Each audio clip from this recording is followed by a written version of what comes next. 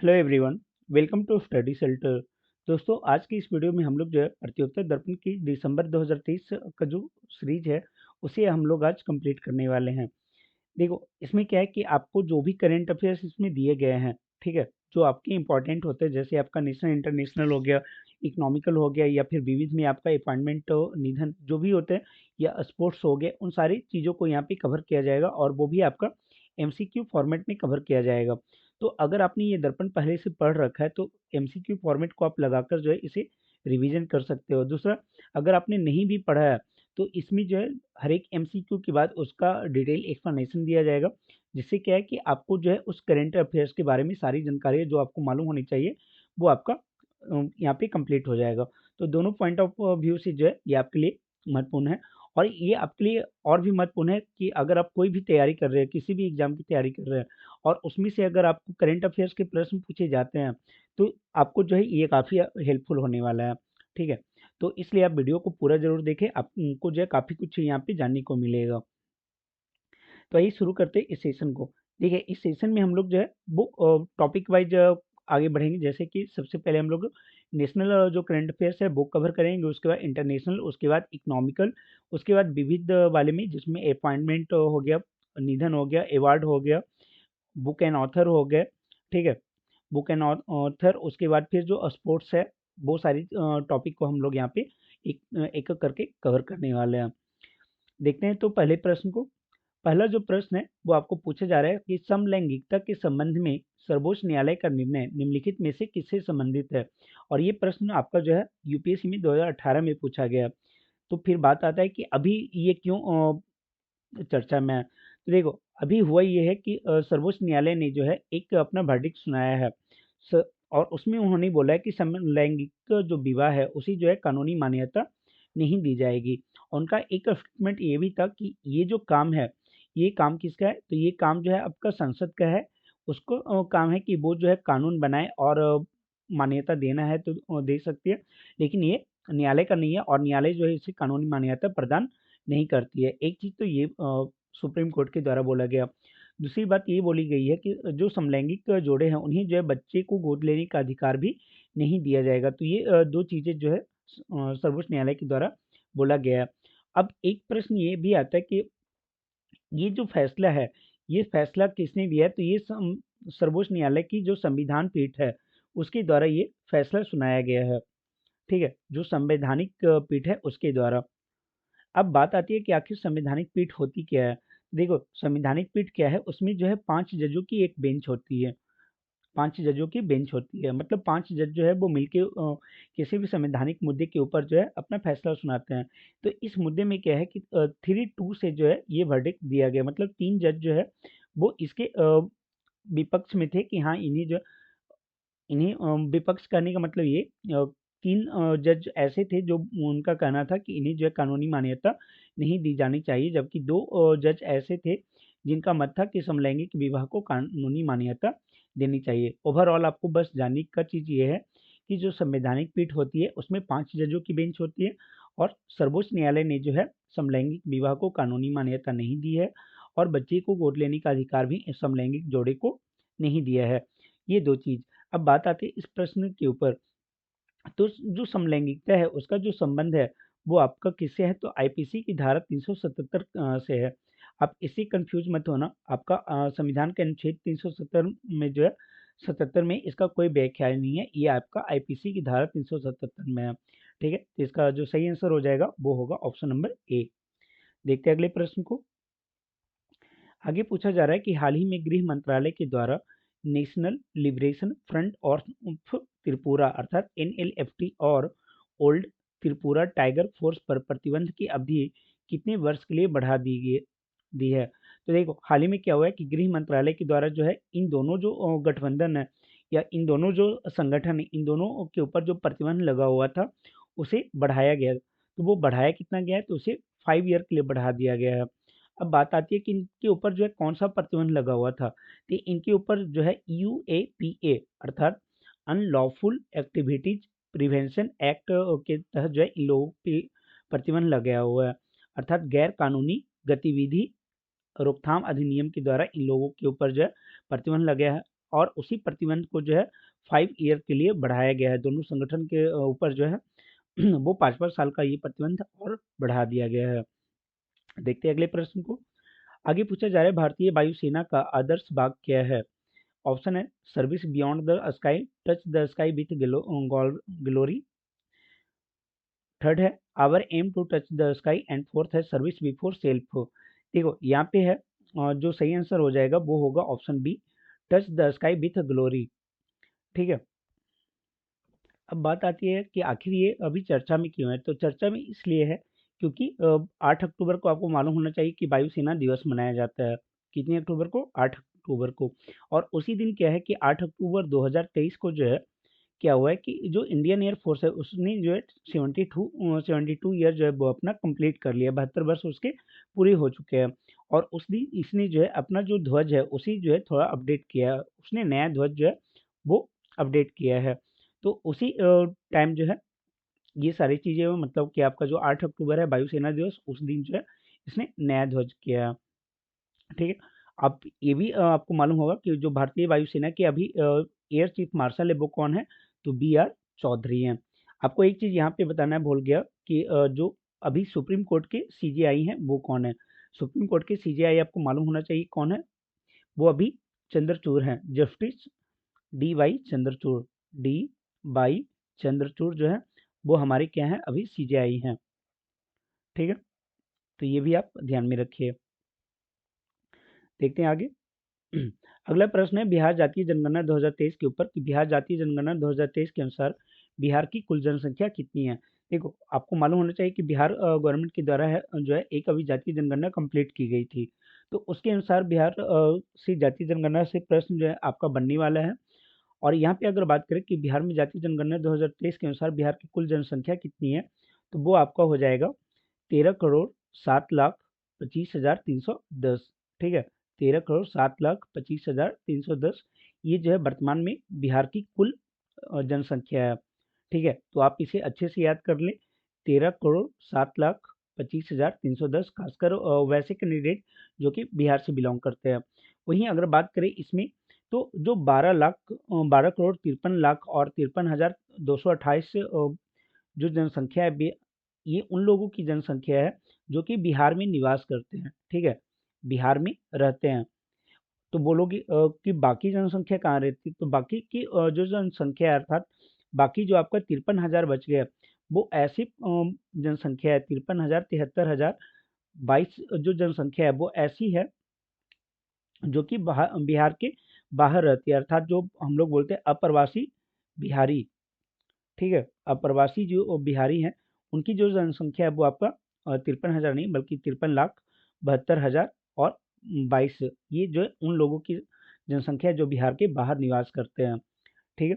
खैर आपको उतना डिटेल में नहीं जाना है, अगर आप चाहते तो याद रख सकते हैं। यहाँ पे एक और आपका डेटा दिया हुआ है, ये 6,41,31,990 ये जो बिहार में कुल मेल हैं उनकी जनसंख्या है, अर्थात जो पुरुष जनसंख्या बिहार की है वो आपका 6,41,31,990 है और जो फीमेल की कुल जनसंख्या है वो आपका कितना हो जाएगा? तो 6,11,00,000। ठीक है। 6,11,38,460 ये बिहार में फीमेल की कुल जनसंख्या है। वहीं इस जो जातीय जनगणना है उसके अनुसार अगर आप देखोगे तो बिहार का जो लिंगानुपात है वो आपका बढ़ के हो गया है 953। कितना हो गया? 953। अब देखते हैं इससे रिलेटेड कुछ और जो फैक्ट है उसके बारे में। देखिए ये जो आपका जातीय जनगणना हुआ है उसमें कई सारे डेटा निकल के सामने आ रहा है। तो अगर हम लोग धर्म के आधार पे देखें कि धर्म के आधार पर बिहार की जनसंख्या में किसकी कितनी भागीदारी है, तो आपको जो है ये नहीं पूछा जाएगा कि हिंदू की कितनी जनसंख्या है और इस्लाम वालों की कितनी जनसंख्या है। आपको जो पूछा जाएगा वो ये पूछा जाएगा कि हिंदू और जो इस्लाम धर्म है उसके बाद बिहार में तीसरी जो है सबसे बड़ी जनसंख्या किस धर्म की है? ठीक है। ये दोनों तो आपको मालूम मतलब नॉर्मल है, पता चल जाता होगा।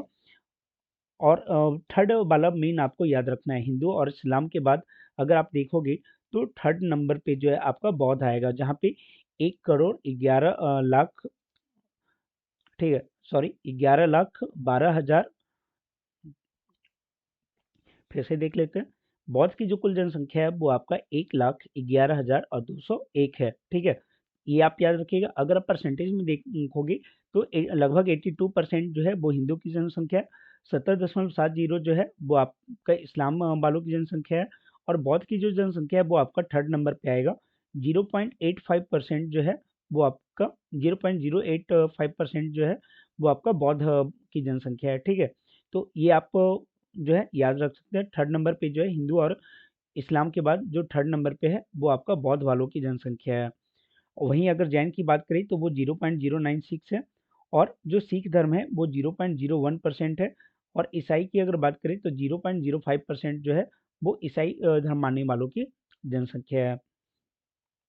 देखते हैं आगे। अगला प्रश्न ये पूछा गया है कि बिहार जातीय जनगणना 2023 के अनुसार बिहार में कुल जनसंख्या का कितना परसेंट जो है वो आपका एसटी से बिलोंग करता है। देखो, बिहार में जो है एससी और एसटी, इसके ऊपर भी आपको प्रश्न पूछा जा सकता है कि किनकी जनसंख्या जो है वो आपका सबसे मतलब इनकी मतलब जनसंख्या क्या है। जो अनुसूचित जनजाति का मतलब क्या हो गया, आदिवासी। तो आदिवासी की जनसंख्या जो है बिहार में कितना है, तो इसे जो है आपका प्रश्न पूछा जा सकता है। तो पहले से हम लोग देख लेते हैं कि वर्तमान में जो जनसंख्या है उसमें कितना भागीदारी है इन लोगों का। तो अगर आप यहाँ पे देखोगे तो अनुसूचित जनजाति की जो कुल जनसंख्या है वो मतलब इनकी जो जनसंख्या है वो कुल जनसंख्या का 1.68% है, ठीक है। तो ये याद रखिएगा, 1.68% जो है वो आपका अनुसूचित जनजाति की जनसंख्या है। वहीं अगर इसे नंबर में अगर देखना चाहे तो ये आपका हो जाएगा 21,99,361। तो इतनी जनसंख्या जो है वो आपका अनुसूचित जनजाति की है। वहीं अगर बात करें सबसे ज़्यादा जो जनसंख्या है तो वो आपका किसकी है, तो वो आपका पिछड़े वर्ग की जनसंख्या है। सबसे ज़्यादा नहीं, मतलब पिछड़े वर्ग की जनसंख्या आपका 27 है, और सबसे ज़्यादा जो है आपका ईबीसी का है 36 जो है ये आपका सबसे ज़्यादा है। सबसे ज़्यादा आपका अत्यंत पिछड़ा वर्ग आ जाएगा, फिर सेकेंड नंबर पे पिछड़ा वर्ग आ जाएगा, उसके बाद आपको जो है अनुसूचित जाति की जनसंख्या आ जाएगी। अनारक्षित जो है वो आपका फोर्थ नंबर पे है, मतलब जो जनरल है उनकी जो जनसंख्या है वो आपका 15.52 है, जबकि अनुसूचित जनजाति की जो कुल जनसंख्या है वो आपका 1.68% है।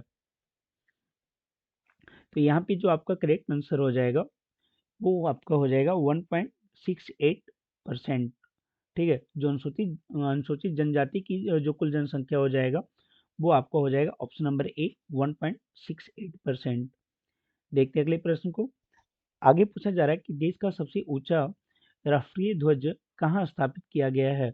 ऑप्शन है जम्मू कश्मीर, पंजाब, गुजरात, राजस्थान। तो देखिए ये आप याद रखिएगा, ये आपका जो है पंजाब बॉर्डर के पास जो है, जो पंजाब में जो अटारी बॉर्डर है वहाँ पे ये स्थापित किया गया है, ठीक है। आप यहाँ पे देख सकते हैं अमृतसर में अटारी सीमा के पास जो है कितना, तो 418 फुट ऊंचा जो है वो पोल पे नेशनल फ्लैग को फहराया गया है। देखो हुआ ये था कि इंडिया वालों ने जो है वो 400 फुट का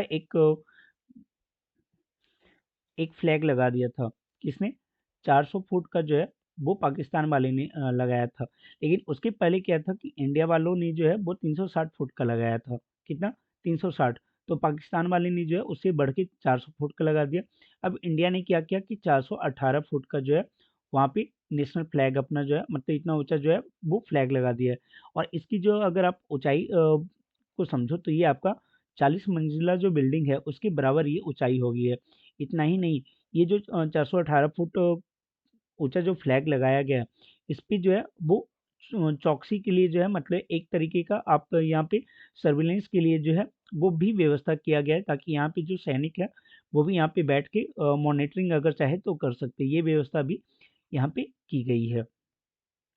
और इसका उद्घाटन किसने किया है? तो इसका उद्घाटन जो है वो आपका केंद्रीय सड़क परिवहन मार्ग मंत्री नितिन गडकरी के द्वारा किया गया 19 अक्टूबर को। और स्थापित किसने किया था? तो स्थापित जो है राष्ट्रीय राजमार्ग प्राधिकरण के द्वारा जो है NHAI के द्वारा इसकी स्थापना की गई थी। NHAI के द्वारा। देखते हैं अगले प्रश्न को। पूछा जा रहा है कि राजस्थान में कुल जिलों की संख्या कितनी है। देखो हाल फिलहाल में जो है राजस्थान में जिलों की कुल संख्या में जो है वो वृद्धि हुई है। पहले मालूम होना चाहिए कि इसके जिलों की संख्या जो है 50 कर दी गई थी, अब इन 50 से भी बढ़ा के जो है इसके जिलों की संख्या जो है वो 53 कर दी गई है। तो राजस्थान में कुल जिलों की संख्या कितनी हो गई है, वो आपका 53 हो गया है। और ये जो मतलब जिलों की संख्या में वृद्धि है, ये किसके अनुशंसा पे हुआ? तो एक कमेटी बनाई गई थी, राम लोहाया कमेटी, ठीक है? कौन सी कमेटी? राम लोहाया कमेटी। उसी की अनुशंसा के आधार पे जो है पहले 50 जिले बनाए गए, मतलब टोटल जो जिलों की संख्या है वो 50 की गई थी, और उसके बाद जो है अब 3 नए जिले यहाँ पे बनाए गए हैं, ठीक है? तो ये सारे फैक्ट को आप ध्यान में रखिएगा। आगे पूछा जा रहा है, भारतीय सेना के लिए प्रोजेक्ट उद्भव का संबंध है। देखो ये काफ़ी मतलब इंटरेस्टिंग प्रश्न है, और आपको जो एग्जाम में पूछे जाने की भी संभावना रहेगी कि प्रोजेक्ट उद्भव क्या है और ये किससे संबंधित है, ठीक है? तो प्रोजेक्ट उद्भव का जो संबंध है वो आपका किससे है? तो इंडियन आर्मी से है, भारतीय सेना से है, ठीक है? भारतीय सेना से प्रोजेक्ट उद्भव का संबंध है। अब किस तरीके से संबंध है? तो गवर्नमेंट ये कर रही है कि हमारी जो पौराणिक जो भी इतिहास है, जो भी पुरानी संस्कृतियाँ हैं, उनमें कई सारे ऐसे चीज़ें आपको देखने को मिलेगा, जहाँ पे शासन कौशल के बारे में बताया गया है, युद्ध नीति के बारे में बताया गया है, और ये मतलब एक उल्लेख किया गया है कि किस तरीके से जो है शासन चलाना चाहिए, किस तरीके से युद्ध लड़ना चाहिए, युद्ध में किन-किन चीज़ों की है, और फिर कई सारे जो युद्ध कला है, उनके बारे में भी यहाँ पे बताया गया है। जैसे अगर आप देखोगे तो जो चोला डायनेस्टी थी, ठीक है? कौन-सी? चोला, चोल वंश। इसके अलावा अगर आप देखो तो मौर्य वंश में आपको मालूम होगा कि जो चंद्रगुप्त मौर्य हो गए या फिर अशोक हो गए, तो इन लोगों की एक अपनी नीति थी युद्ध कौशल की और शासन कौशल की। तो उसके बारे में जो है कई सारे बुक हैं, जैसे चाणक्य का जो बुक है, ठीक है? चाणक्य का बुक हो गया, फिर तिरुवल्लुवर उनका जो बुक है, उसमें कई सारी चीज़ें जो है वो इसके बारे में बताई गई है, युद्ध कला के बारे में बताई गई है, शासन कौशल के बारे में बताई गई है। तो अब गवर्नमेंट ये चाह रही है कि ये सारी जो हमारे पास धरोहर है, उनका उपयोग करके, ये पुरानी संस्कृतियों में जो विरासत में हमारे पास है मौजूद, उनका उपयोग करके जो है हम लोग इसे और भी एक अपडेटेड चीज़ें ला सकते हैं, ठीक है? जो हमारे काम की चीज़ें हैं वो हम यहाँ से सीख सकते हैं। तो उसी के लिए प्रोजेक्ट उद्भव यहाँ पे लाया गया है। ठीक है? तो यहाँ पे अगर आप देखोगे तो इसका जो सही आंसर हो जाएगा वो होगा, सेना के लिए देश की ऐतिहासिक रचनाओं से युद्ध कला संबंधी ज्ञान का उपयोग करना। ये आपका प्रोजेक्ट उद्भव का से रिलेटेड है, ठीक है? तो ये आपका जो है एग्ज़ाम में पूछे जाने की संभावना ज़्यादा है, इसलिए आप इसे जो है ज़रूर ध्यान में रखें। प्रोजेक्ट उद्भव क्या है? तो सेना के लिए देश के ऐतिहासिक जो भी रचनाएँ हैं, उनसे युद्ध कला संबंधित ज्ञान का उपयोग करना, या फिर जो शासन कौशल है, उससे जो है अ, उसका जो है उपयोग करना। देखते हैं अगले प्रश्न को। आगे पूछा जा रहा है कि हाल ही में भारतीय नौसेना में किस गाइडेड मिसाइल डिस्ट्रॉयर युद्धपोत को शामिल किया गया है? ऑप्शन है INS Imphal, INS Visakhapatnam, INS Mormugao या आईएनएस सूरत। इसका जो सही आंसर हो जाएगा आईएनएस इम्फाल। देखो आईएनएस इम्फाल जो है वो आपका क्या है, प्रोजेक्ट 15 बी श्रेणी का एक युद्धपोत है, और अगर आप इसको देखोगे तो ये आपका तीसरा युद्धपोत है। कौन सा? तीसरा। इसके पहले कौन सा था? तो इसके पहले आपको आईएनएस विशाखापट्टनम मिल जाएगा, आईएनएस मुगाओ मिल जाएगा, और आईएनएस सूरत मिल जाएगा। ये तीनों जो है वो आपका प्रोजेक्ट 1 बी के अंतर्गत ही आते हैं। और जो पहला होता है ना, जैसे आईएनएस विशाखापट्टनम, तो ये भी इसको बोला जाता है कि ये जो है विशाखापट्टनम सीरीज का एक युद्धपोत है, ठीक है? उसके नाम से ही जो है पूरा बाकी के जो है उनको भी नामांकित किया जाता है। तो फिलहाल आप ये याद रखिएगा कि आईएनएस इम्फाल जो है उसे वो क्या है आपका, तो गाइडेड मिसाइल डिस्ट्रॉयर एक युद्धपोत है जिसे सेना में शामिल किया गया है। और इसमें अगर आप देखोगे तो 72% जो सामग्री है वो आपका क्या है, स्वदेशी सामग्री का उपयोग किया गया है। और एक नई चीज़ ये भी किया गया है कि ये पहला ऐसा युद्धपोत है जिसमें महिला नौसेना जो अधिकारी हैं या फिर जो सैनिक हैं उन के लिए जो है आवासीय व्यवस्था की गई है। पहले उनके लिए अलग से कुछ ऐसा व्यवस्था नहीं था, लेकिन अब उनके लिए जो है आवासीय व्यवस्था यहाँ पे की गई है। देखते हैं अगले प्रश्न को। आगे पूछा जा रहा है, भारत किस वर्ष तक चंद्रमा पर पहले भारतीय को भेजने का लक्ष्य रखा है? तो ये भी देखो इंडिया का एक काफ़ी अच्छा प्लान है, खासकर स्पेस के क्षेत्र में। और वहाँ पे इंडिया जो है अपने आप को खुद को मतलब एक प्रो वर्जन में जो है चैलेंज कर रहा है। ठीक है, तो यहाँ पे बोला जा रहा है कि भारत किस वर्ष तक चंद्रमा पर पहले भारतीय को भेजने का लक्ष्य रखा है। ऑप्शन है 2030, 2035, 2040 या फिर 2047। इसका सही आंसर आपका हो जाएगा 2040। देखो, इंडिया ये सोच रहा है कि 2035 तक जो है वो क्या करेगा कि जो है अंतरिक्ष अपना जो है एक अंतरिक्ष वहाँ पे स्पेस स्टेशन बना लेगा। ठीक है, स्पेस स्टेशन जो है इंडिया 2035 तक अपना बना लेगा स्टेशन। ठीक, और 2040 तक क्या है कि चंद्रमा पे जो है वो एक भारतीय को भेजने का ये इसका प्लान है। कब तक? 2040 तक। तो ये आपके लिए काफ़ी इंपॉर्टेंट है, ये आप ध्यान रखिएगा कि भारत किस वर्ष तक चंद्रमा पर पहले भारतीय को भेजने का लक्ष्य रखा है, तो 2040 ईस्वी तक। वही चीज़ें यहाँ पे दिया गया है कि भारत वर्ष 2035 तक जो है अंतरिक्ष में भारतीय अंतरिक्ष स्टेशन की स्थापना करेगा। ठीक है, और 2040 तक जो है चंद्रमा पर पहले भारतीय को भेजने का लक्ष्य रखा है। फिर आगे है कि हाल ही में इसरो ने गगनयान की क्रू एस्केप सिस्टम की भी जो लॉन्च की है, वो भी यहाँ पे लॉन्च किया गया है इसरो के द्वारा। अब क्रू एस्केप क्या है, तो मान लो अगर जो गगनयान अभी लॉन्च करने वाला है इसरो, तो उसके जो भी क्रू मेंबर हैं तो उन्हें किस तरीके से जो है वो एस्केप करके बाहर निकाला जा सकता है इमरजेंसी की स्थिति में, उसका यहाँ पे एक टेस्ट किया गया था जो सफल रहा था। लेकिन मेनली जो आपको याद रखना है वो यही याद रखना है कि इंडिया जो है वो इंटरनेशनल जो स्पेस स्टेशन है, मतलब इंडियन स्पेस स्टेशन है, वो कब तक लॉन्च करेगा, तो 2035 तक। और चंद्रमा पर पहले भारतीय को कब भेजेगा, तो 2040 तक। आगे पूछा जा रहा है कि किस राज्य में नवंबर 2023 में विधानसभा का चुनाव नहीं हुआ था। जैसा आपको मालूम है कि नवंबर 2023 में जो है सॉरी भारत के 5 राज्यों में चुनाव हुए थे। कितने राज्यों में? 5 राज्यों में चुनाव हुए थे। तो यहाँ पूछा जा रहा है कौन सा राज्य नहीं था। तो देखो, छत्तीसगढ़ था, मध्य प्रदेश भी था, त्रिपुरा था, त्रिपुरा नहीं था, मिजोरम था। ठीक है, तो यहाँ पे आज जो आपका आंसर हो जाएगा वो होगा त्रिपुरा। तो बाकी के राज्य कौन से हो गए? दो, तो एक तो आपका यहाँ पे मध्य प्रदेश है, राजस्थान है, छत्तीसगढ़ है, तेलंगाना है और मिजोरम है। तो इन 5 राज्यों में यहाँ पे चुनाव हुए थे और इनमें जो है मुख्यमंत्री भी जो है वो घोषित कर दिया गया है और जल्द ही उसके बारे में आपको आगे जो है बता दिया जाएगा। फिलहाल अगर आप यहाँ पे देखना चाहें तो यहाँ पे सीटों के बारे में बताया गया है कि जो मिजोरम था, मिजोरम में जो कुल सीटों पे चुनाव हुआ वो 40 सीट पे हुआ है। और जो आप मध्य प्रदेश है, मध्य प्रदेश में जो है 230 सीट पे इलेक्शन किया गया था, राजस्थान में 200 सीटों पे और तेलंगाना में 119 सीटों पे। वहीं अगर छत्तीसगढ़ की बात करें तो चूंकि ये नक्सल प्रभावित क्षेत्र है, तो यहाँ पे जो है 2 चरण में चुनाव कराए गए थे, बाकी जो है एक चरण में ही हो गया था। तो यहाँ पे 2 चरण में चुनाव हुए थे और यहाँ पे जो कुल सीटों की संख्या है वो आपका जो है 90 सीट पे जो यहाँ पे चुनाव लड़े गए थे। ठीक, तो कौन से 5 राज्य थे? छत्तीसगढ़, मिजोरम, मध्य प्रदेश, राजस्थान और तेलंगाना। इन 5 राज्यों में यहाँ पे चुनाव हुए। आपको जो कंफ्यूज किया जाएगा वो मिजोरम से किया जाएगा। मिजोरम की जगह पे कोई भी राज्य का नाम देके आपको कंफ्यूज करने का प्रयास किया जाएगा। देखते हैं अगले प्रश्न को। अगला जो आपका प्रश्न है वो आपका अंतर्राष्ट्रीय घटनाक्रम से है। यहाँ पे पूछा ये जा रहा है कि मालदीव के नए राष्ट्रपति कौन है? ऑप्शन है मोहम्मद मोइजो, इब्राहिम मोहम्मद सोलिह या अब्दुल्ला यामीन या उपरोक्त में से कोई नहीं। तो इसका सही आंसर हो जाएगा मोहम्मद मोइजो। मोहम्मद मोइजो जो है मालदीव के नए राष्ट्रपति बने हैं और ये जो है बोला जा रहा है कि ये प्रो चाइना है। प्रो चाइना कहने का मतलब कि ये चाइना की तरफ इनका झुकाव जो है थोड़ा सा ज़्यादा है और ये जो है इंडिया के अगेंस्ट में इनका हमेशा स्टेटमेंट आते रहता है। ठीक है, और इन्होंने जगह किनका लिया है? तो इन्होंने जगह जो है इब्राहिम मोहम्मद सालिह का लिया है।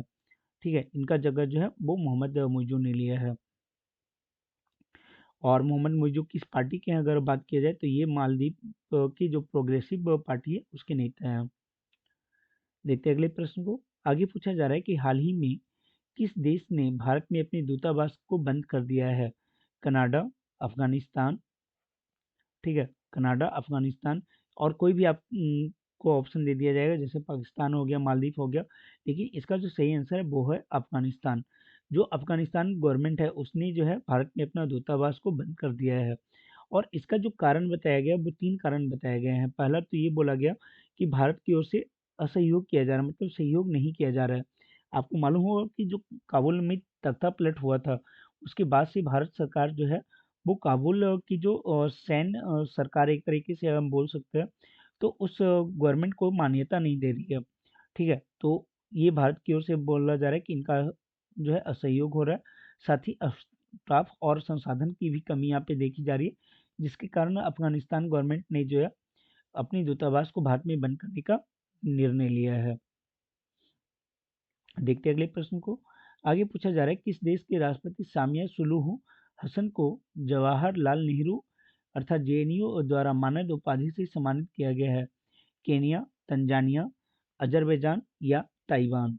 तो आपको मालूम होना चाहिए कि जो तंजानिया के राष्ट्रपति हैं सामिया सुलूह हसन, उन्हें जो है जेएनयू के द्वारा मानद उपाधि से सम्मानित किया गया है।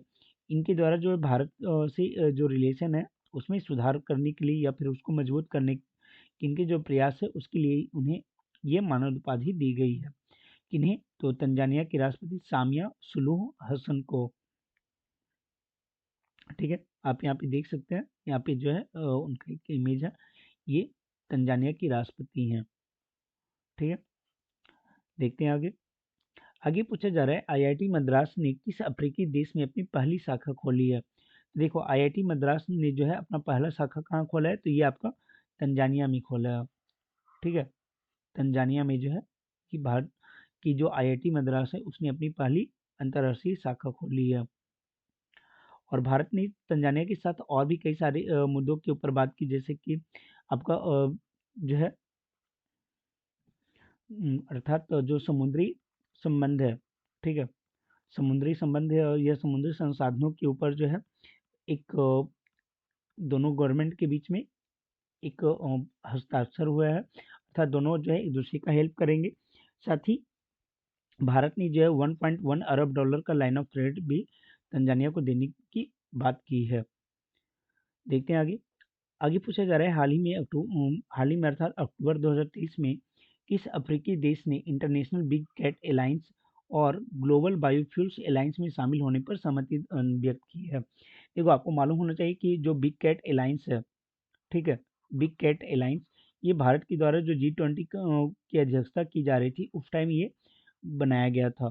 और उसी टाइम जो है एक ग्लोबल बायोफ्यूल्स अलायंस भी बनाया गया, ग्लोबल बायोफ्यूल्स अलायंस, तो ये भी जो है उसी टाइम बनाया गया। और अभी क्या हुआ है कि जो तंजानिया की राष्ट्रपति आई हुई थी, तो उन्होंने इसमें जो है इन दोनों जो ग्रुप है उसमें जो है शामिल होने की अपनी सहमति जारी की है। तो इसका जो सही आंसर हो जाएगा वो होगा ऑप्शन नंबर सी, तंजानिया। देखते हैं अगले प्रश्न को। आगे पूछा जा रहा है, 34वें ओलंपिक खेल का आयोजन कहाँ किया जाएगा? पेरिस, मुंबई, लॉस एंजल्स या सिडनी?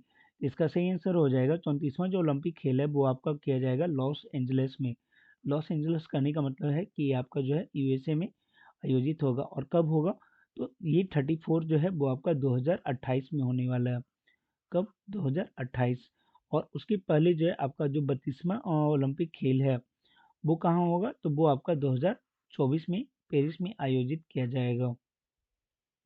यहाँ पे एक चीज़ सुधार लीजिएगा, ये 32वां नहीं बल्कि ये 33वां जो ओलंपिक खेल है वो आपका पेरिस में होगा। ठीक है, 2024 में जो होने वाला है वो आपका 33वां ओलंपिक खेल होगा। हालांकि जो आपको पीडीएफ दिया जाएगा उसमें इसमें जो है सुधार कर दिया जाएगा। आगे पूछा जा रहा है कि जो 34वीं ओलंपिक खेल है उसमें कितने नई खेलों को शामिल किया गया है?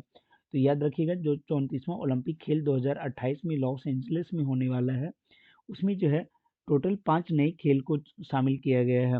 अब बात है कि कौन से 5 नए गेम हैं, तो एक आपका क्रिकेट हो गया।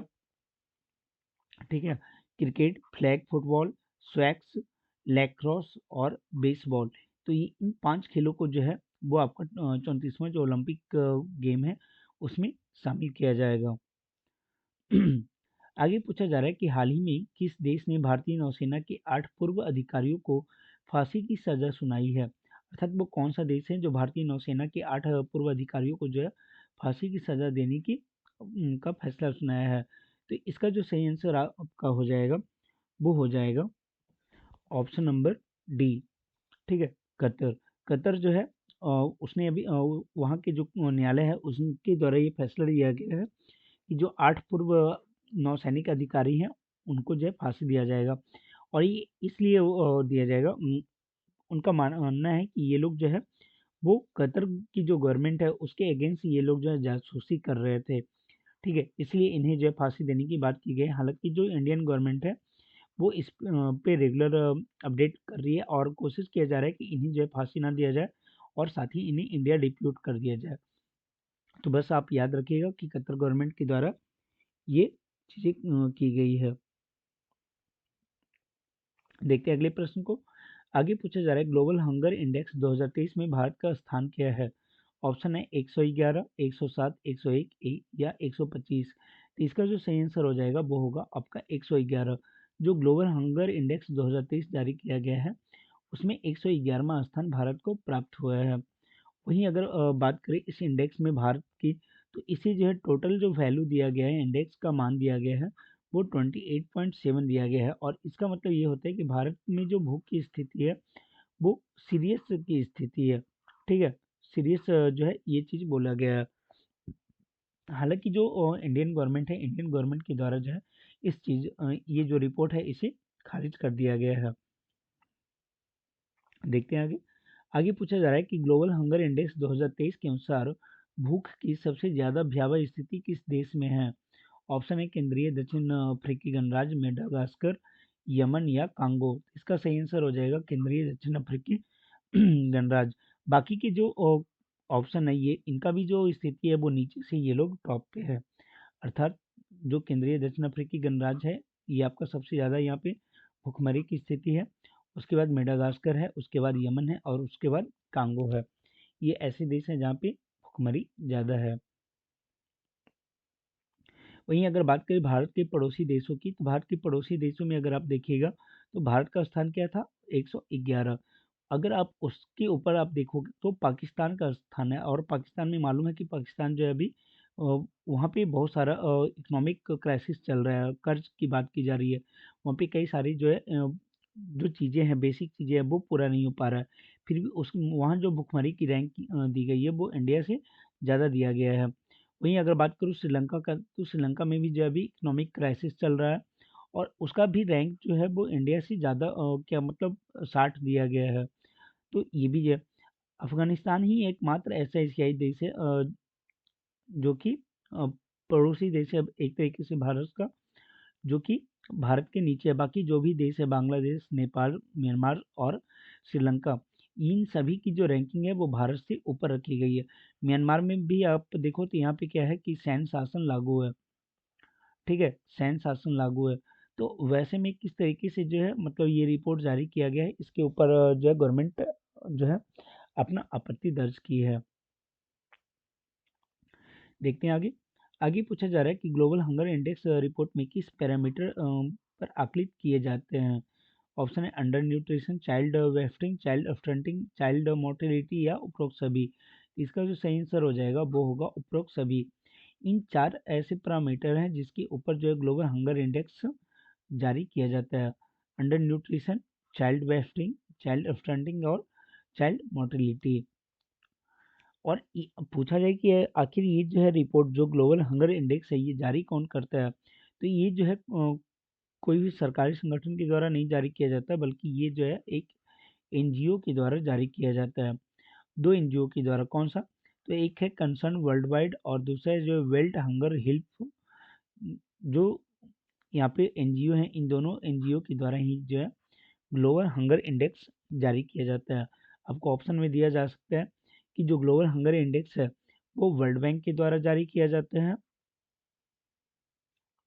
ठीक है, वर्ल्ड बैंक के द्वारा, आईएमएफ के द्वारा, या फिर आईएमएफ हो गया, और भी मतलब कोई भी आपको ऑप्शन दे दिया जा सकता है, जैसे एशियाई डेवलपमेंट बैंक हो गया, ब्रिक्स बैंक हो गया। कि इन लोगों के द्वारा जो ये आपका किया जाता है। ठीक है, लेकिन इसका जो सही आंसर होगा वो होगा कंसर्न वर्ल्ड वाइड और वर्ल्ड हंगर हेल्प, जो एनजीओ हैं उनके द्वारा ये किया जाता है। यहाँ पे वही चीज़ें बताई गई है कि कौन सा देश का जो स्थान कैसा है। तो ये भी आपका काफ़ी इंपॉर्टेंट है, यहाँ से भी प्रश्न जो है वो पूछ लिया जाता है, जो ग्लोबल हंगर इंडेक्स का पैरामीटर है उसके बारे में। ठीक है, तो देख लेते हैं एक बार इसका क्या है। जैसे एक आपको बताया गया कि अंडर न्यूट्रिशन होता है, दूसरा क्या है चाइल्ड वेस्टिंग और चाइल्ड स्टंटिंग, फिर एक होता है चाइल्ड मोर्टेलिटी। तो देखिए चाइल्ड वेस्टिंग क्या हो गया कि 5 वर्ष से कम की उम्र के बच्चे, ठीक है, कितने से 5 वर्ष से कम उम्र के बच्चे जो अंडर वेट होते हैं उनका जो रेशियो होता है वो आता है आपका चाइल्ड वेस्टिंग के अंतर्गत। वहीं चाइल्ड स्टंटिंग वेस्ट क्या होता है कि 5 वर्ष की उम्र के बच्चों में कम ऊंचाई वाले जो बच्चे होते हैं उनका जो रेशियो होता है वो होता है स्टंटिंग, मतलब कि अगर उनके जो है उनके अगर वेट की बात की जाए, ठीक है, उनके अगर वजन की बात की जाए तो वजन जो है वो आपका आ जाएगा चाइल्ड वेस्टिंग के अंतर्गत, और लंबाई जो आ जाएगा वो आपका आ जाएगा चाइल्ड स्टंटिंग के अंतर्गत। ये दो चीज़ें यहाँ पे होती है। फिर अंडर न्यूट्रिशन का मतलब समझ रहे हैं कि उन्हें जो है प्रॉपर पोषक जो पदार्थ है अगर वो नहीं प्राप्त हो रहा है तो वो अंडर न्यूट्रिशन में आएंगे। फिर चाइल्ड मोर्टेलिटी क्या होता है कि जो बच्चों की मृत्यु हो जाती है, ठीक है, जन्म से 1 वर्ष के अंतर्गत, ठीक है, कितना, जन्म से 1 वर्ष के अंतर्गत जो बच्चों की मृत्यु हो जाती है उनको जो है यहाँ पे काउंट किया जाता है चाइल्ड मोर्टेलिटी में, और ये किया जाता है 1000 बच्चों पे, ठीक है, प्रति 1000 जो है कितने बच्चे जो है वो इसका शिकार हो रहा है, तो उसे काउंट किया जाता है चाइल्ड मोर्टेलिटी के अंतर्गत। तो ये 4 ऐसे पैमाने हैं जिसके ऊपर जो है वो आपका ग्लोबल हंगर इंडेक्स जारी किया जाता है। ठीक है, फिर यहाँ पे दिया हुआ है कि इंडिया मतलब हर एक देश का जो इंडेक्स में वैल्यू दिया गया है उसके अनुसार कौन सा स्थिति है। बस आपको याद रखना है कि जो इंडिया की स्थिति दिया गया है वो आपको दिया गया है 20 से 34.9 के बीच में, अर्थात सीरियस का स्थिति जो है इंडिया में को दिया गया है। इंडिया का कितना था, 27 पॉइंट समथिंग था। ठीक है, तो आपको याद रखना है कि इंडिया जो है वो आपका किस में आता है, तो सीरियस कंडीशन में आता है। आगे देखते हैं, आगे बताया जा रहा है हमास के विरुद्ध इजराइल द्वारा किस ऑपरेशन की शुरुआत की गई है। देखो यहाँ हमास के विरुद्ध इजराइल द्वारा पूछा जा रहा है कि किस ऑपरेशन की शुरुआत की गई। ऑप्शन अगर आप देखोगे तो यहाँ पे है ऑपरेशन अलक्सा फ्लड, फिर है operation Iron Dome, operation Iron Squad, operation Clear Strike. तो जो ऑपरेशन अलक्सा फ्लड है ये शुरू किया गया था हमास के द्वारा। किसके द्वारा, हमास के द्वारा। हमास ने जो है सबसे पहले क्या हुआ कि इजराइल के ऊपर जो है बम्बार्डिंग की, और हजारों जो है रॉकेट को एक साथ उन्होंने दागे थे। ठीक है, तो वो हमास के द्वारा किया गया था और उसको नाम दिया गया था ऑपरेशन अल अक्सा फ्लड। अल अक्सा मालूम होना चाहिए कि एक जो है मस्जिद है जो आपका इजराइल में जो है वो आपका आता है। ठीक, फिर इजराइल ने वापस जो है इसके लिए क्या किया, उसने एक वापस ऑपरेशन शुरू किया है, और उस ऑपरेशन का नाम है ऑपरेशन आयरन स्क्वाड। ठीक है, तो इसका जो सही आंसर हो जाएगा ऑपरेशन आयरन स्क्वाड। ये किसके द्वारा शुरू किया गया, तो ये इजराइल द्वारा शुरू किया गया है हमास के विरुद्ध। तो दोनों आपको मालूम होना चाहिए। ऑपरेशन अलक्सा फ्लड क्या है, हमास द्वारा इजराइल पर हमला करना, और ऑपरेशन आयरन स्क्वाड क्या है, इजराइल द्वारा हमास पर जवाबी कार्रवाई के लिए किया गया ऑपरेशन। हालांकि ये अब अलग ही ये रूप में जा रहा है। आप यहाँ पे देख सकते हो इजराइल का यहाँ पे मैप दिया गया, और मैप देने का जो मेन मकसद है वो ये है, आपको मालूम होना चाहिए कि इजराइल की बाउंड्री जो है वो किन किन देशों से उनको टच कर रही है। तो देखो इजराइल का जो बाउंड्री है, अगर आप नॉर्थ में देखोगे तो ये आपका लेबनान को टच कर रहा है और सीरिया को टच कर रहा है। दो कंट्री जो है यहाँ पे टच कर रहे हैं नॉर्थ में, लेबनान और सीरिया। इसके अलावा अगर आप देखोगे तो इधर जो है आपका जो ईस्टर्न पार्ट है वहाँ पे आपको जॉर्डन टच करेगा। फिर नीचे में जो है सॉदर्न पॉइंट पे आपको मिस्र जो है वो टच कर रहा है। ठीक है, कौन सा, मिस्र टच कर रहा है। तो मिस्र हो गया, जॉर्डन हो गया, फिर सीरिया हो गया और लेबनान हो गया। ये चार कंट्री जो है वो इजराइल के साथ अपना बॉर्डर शेयर करते हैं, और इधर जो है आपका क्या हो जाता है, ये आपका भूमध्य सागर का पार्ट हो जाता है, भूमध्य सागर। ठीक है, तो ये सारे पॉइंट आपको जो है ध्यान में रखने हैं कि कौन सी कंट्री जो है इजराइल के साथ बॉर्डर शेयर कर रही है, और कौन सा जो है आपको यहाँ पे जल संसाधन है, अर्थात कौन सा सागर यहाँ पे, तो ये आपका भूमध्य सागर का एरिया हो जाता है। ठीक है, देखते हैं आगे। आगे जो है आपका इकोनॉमिक्स का है, और वहाँ पे पूछा जा रहा है कि स्वच्छ मुद्रा नीति के तहत जो आरबीआई ने 2000 रुपये मूल के नोट को वापस लेने का घोषणा किया, वो कब किया था, अर्थात कब इसने घोषित किया था कि हम जो है वो 2000 रुपये का जो नोट है उसे वापस लेंगे। तो ये जो घोषणा है वो आपका किया गया था 19 मई 2023 को। तो देखो, इस टाइप का डेट जो है वो आपको याद रखना चाहिए, क्योंकि अ, ये आजकल इस टाइप के प्रश्न पूछे जाते हैं। ठीक है, तो याद रखिएगा 19 मई 2023 को जो है आरबीआई ने 2000 रुपये के मूल के नोट को वापस लेने की घोषणा की थी। और ये भी आपको मालूम होना चाहिए कि जो 2000 रुपये की करेंसी नोट है ये जारी कब किया गया था, तो ये नवंबर 2016 में जारी किया गया था। और उसी टाइम क्या है, आपको ये भी मालूम होगा कि जो 500 1000 रुपये के नोट थे वो जो है गवर्नमेंट के द्वारा बंद कर दिया गया था, 500 और 1000 रुपये के नोट। और अगर एग्जैक्ट डेट की बात की जाए तो वो आपका किया गया था 8 नवंबर 2016 को। उस दिन जो है वो आपका डिमोनेटाइजेशन किया गया था, 500 रुपये और 1000 रुपये के जो नोट थे उन्हें बंद कर दिया गया था।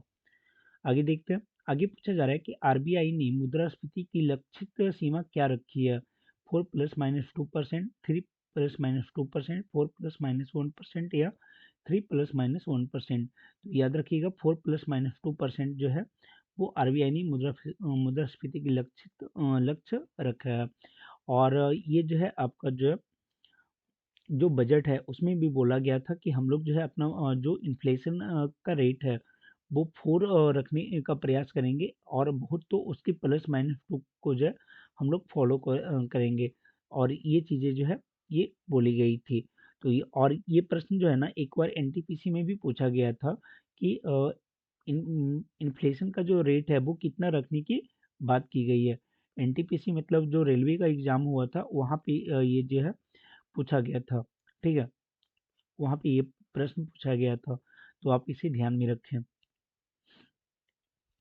आगे पूछा जा रहा है कि कृषि एवं कल्याण मंत्रालय के अनुसार फसल वर्ष 2022-23 में देश का खाद्यान्न उत्पादन कितना रहा। ऑप्शन है 3296.87 लाख, 3156.16 लाख टन, या 3107.42 लाख टन, या 2975.04 लाख टन। तो इसका जो सही आंसर हो जाएगा वो ऑप्शन नंबर 1 हो जाएगा। ठीक है, 3296.87 लाख टन जो है वो देश में खाद्यान्न उत्पादन इस बार हुआ है वर्ष 2022-23 में। और देखो, अगर इसी को जो है आप दूसरे पॉइंट ऑफ व्यू से लिखो तो ये 329.69 आपका क्या हो जाएगा, 329.69 जो है ये आपका मिलियन हो जाएगा, मिलियन टन। इतना मिलियन टन जो है ये आपका खाद्यान्न का उत्पादन हुआ था। बस दोनों में यूनिट का फर्क है, यहाँ पे लाख टन का बात किया जा रहा है, यहाँ पे मिलियन टन लिखा गया है। और इसमें ये बताया गया कि जो गेहूं है, चावल है और मक्का है, ये सभी जो खाद्यान्न है इनमें जो है जो उत्पादन हुआ है वो रिकॉर्ड उत्पादन यहाँ पे दर्ज किया गया है। ठीक है, एक चीज और आप तो ध्यान रखिएगा, जो श्रीधन है, श्रीधन मतलब क्या, मोटा अनाज। तो मोटा अनाज का जो उत्पादन है इस बार जो है 17.32 मिलियन टन जो है वो अनुमानित किया गया है।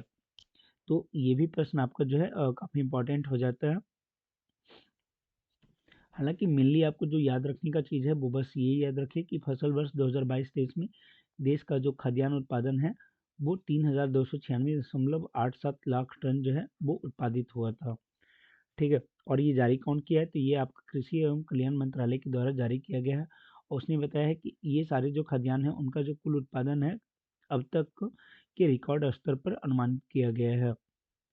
ठीक है, आप नीचे देखोगे तो यहाँ पे उन्हीं सारे फैक्ट को बताया गया है कि अगर आप 2021-22 का डेटा देखो तो वहाँ पे 3156.16 जो है लाख टन का उत्पादन किया गया था, जबकि अभी वर्तमान में जो है वो 3296.87 लाख टन का जो है उत्पादन किया गया है। उसमें भी अगर आप देखो तो सबसे ज़्यादा जो उत्पादन है वो आपका चावल का किया जाता है, उसके बाद गेहूं का, फिर उसके बाद अगर आप देखोगे तो आपको जो पोषक जो मोटे अनाज है उनका भी जो उत्पादन है वो काफ़ी अच्छा दर्ज किया गया है।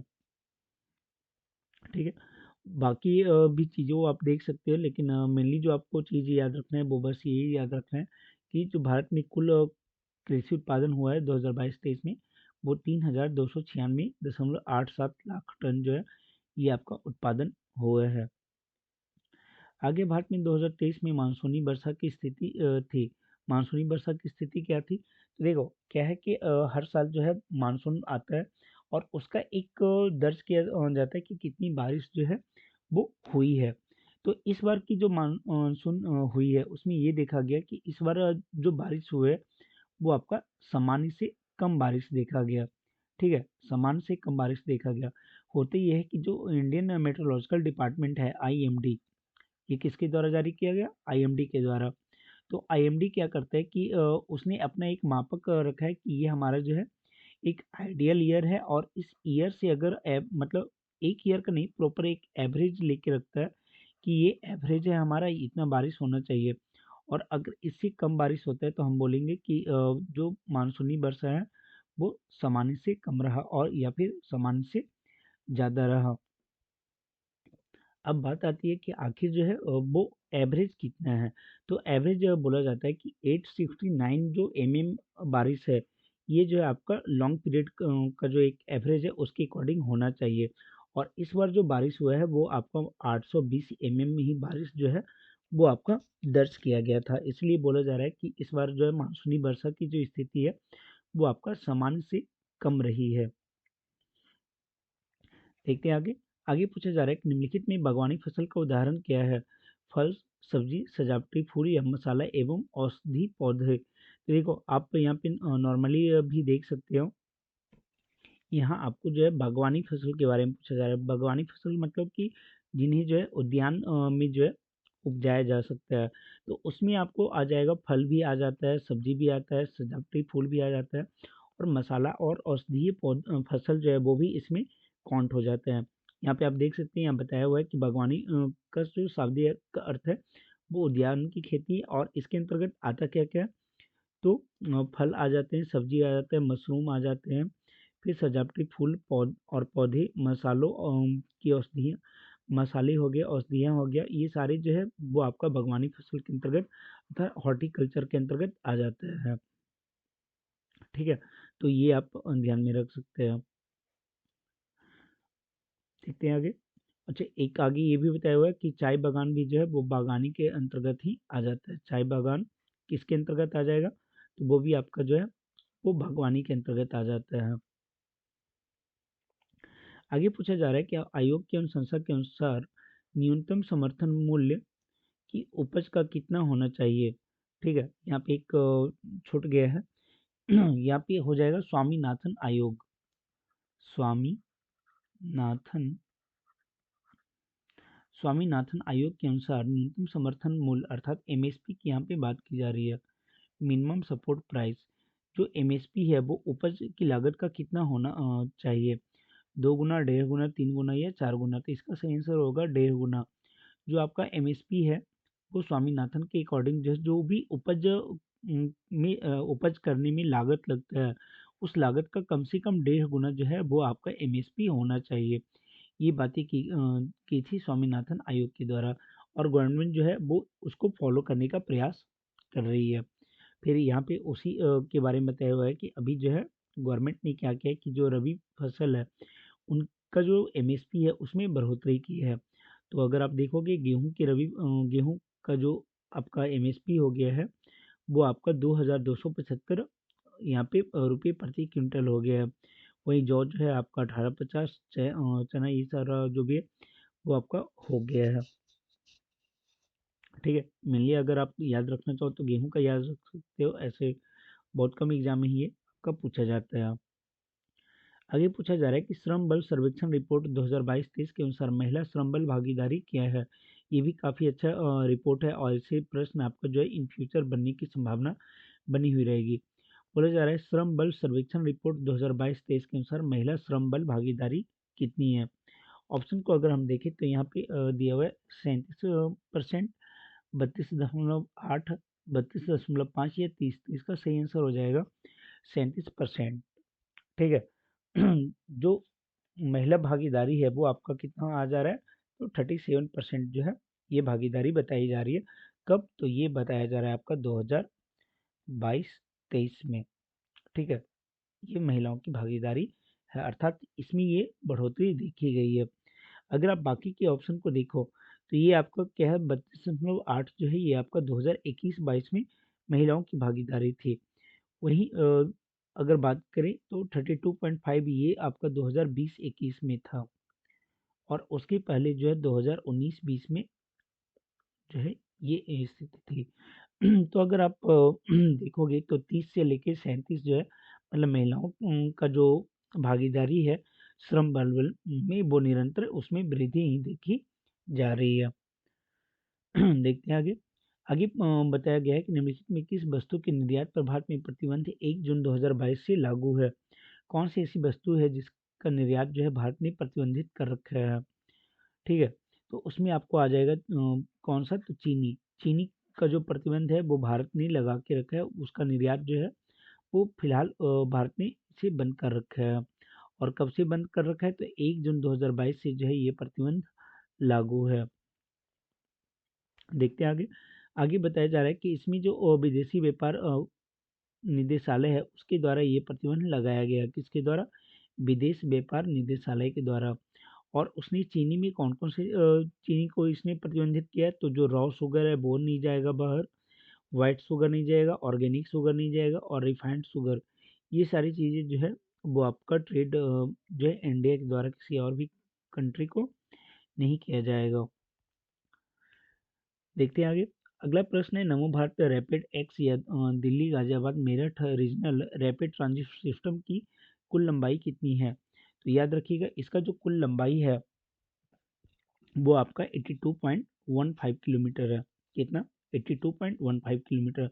और इसका जो उद्घाटन किया गया है वो प्रधानमंत्री नरेंद्र मोदी के द्वारा किया गया 20 अक्टूबर को।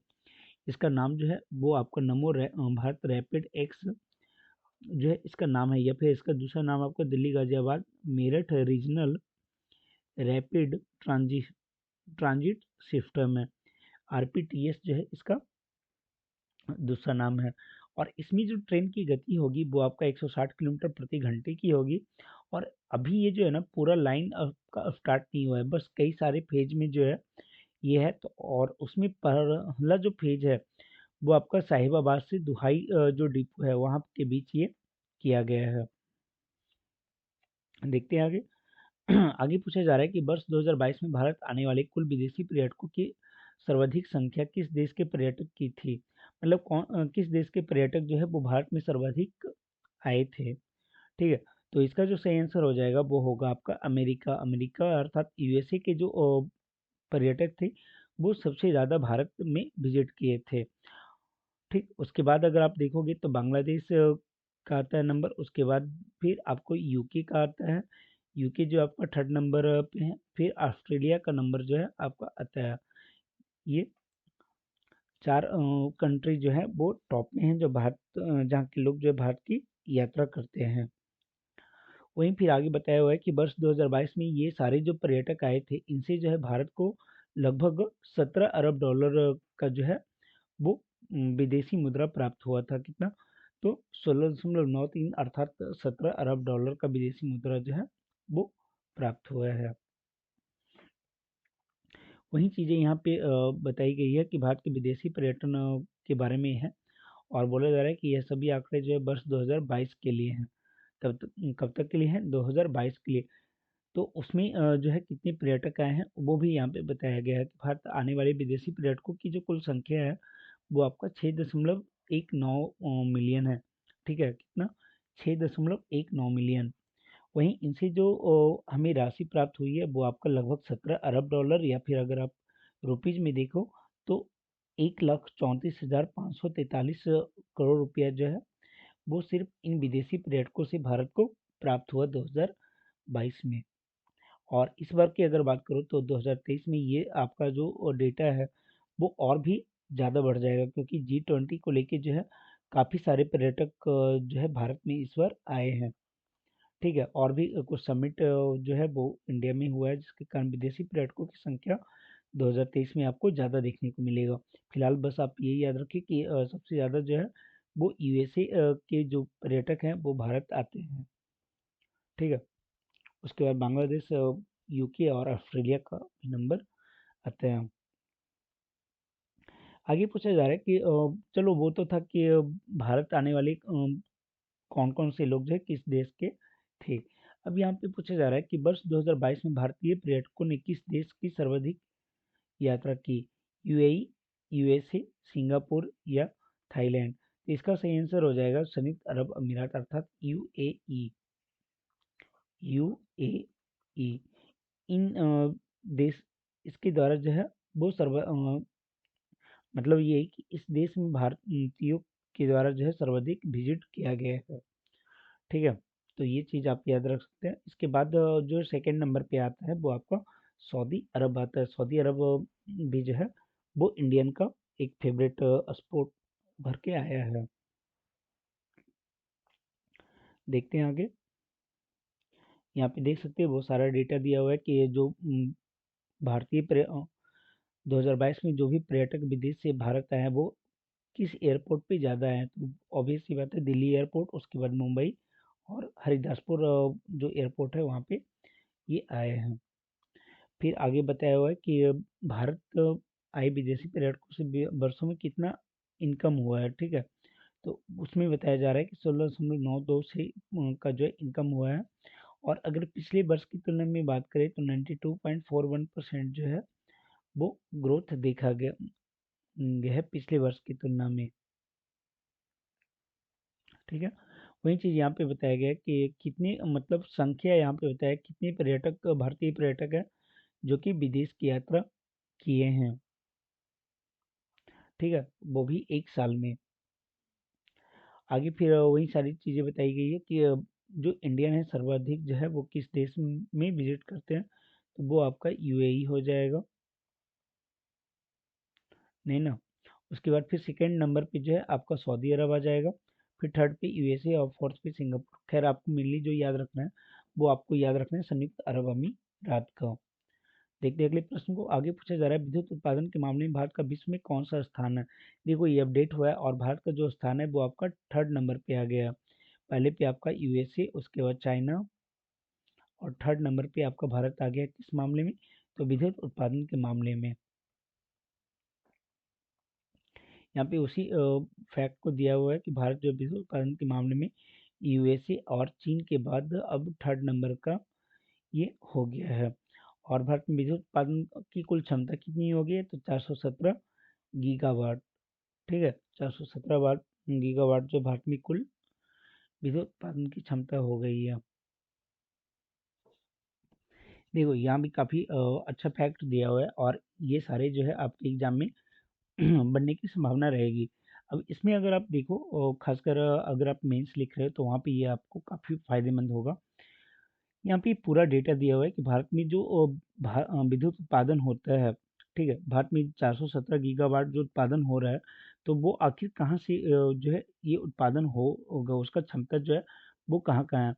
तो सबसे पहले अगर आप देखो तो जीवाश्म ईंधन की बात की जा रही है, फॉसिल फ्यूल की बात की जा रही है कि फॉसिल फ्यूल से जो है जो उत्पादन होता है, विद्युत उत्पादन होता है, उसका लगभग 56.8% जो उत्पादन है वो किसके द्वारा हो रहा है? तो फॉसिल फ्यूल के द्वारा, चाहे वो आपका कोयला हो, लिग्नाइट हो, गैस हो, तेल हो, इन सब के द्वारा जो विद्युत का उत्पादन हो रहा है वो कुल उत्पादन का कितना है? तो लगभग आपका 57% है। ठीक है। 57% उत्पादन जो है आपका इससे हो रहा है। इसके अलावा जो नॉन फॉसिल फ्यूल है उनके द्वारा अगर कुल उत्पादन की बात करें तो वो आपका हो जाएगा कितना? यहाँ पे दिया हुआ है लगभग आपका कुल गैर जीवाश्म ईंधन के द्वारा हो जाएगा 43%। ठीक है। तो वही बात होगी 57% आपका जो है फॉसिल फ्यूल हो गया तो 43% आपका जो है कुल गैर जीवाश्म ईंधन आ जाएगा।